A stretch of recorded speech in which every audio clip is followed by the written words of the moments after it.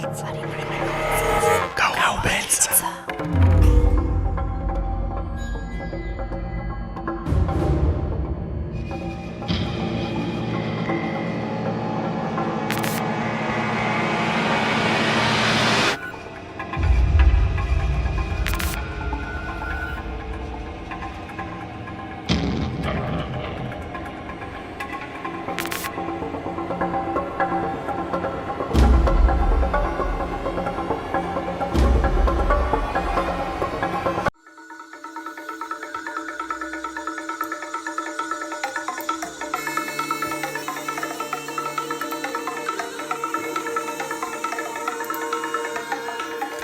Kalabazak ustu, kandelak piztu.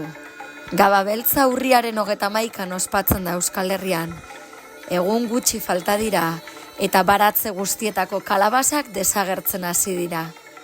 Zure laguntza behar dugu etxez etxe, beldurra erein eta kalabazak berreskuratzeko.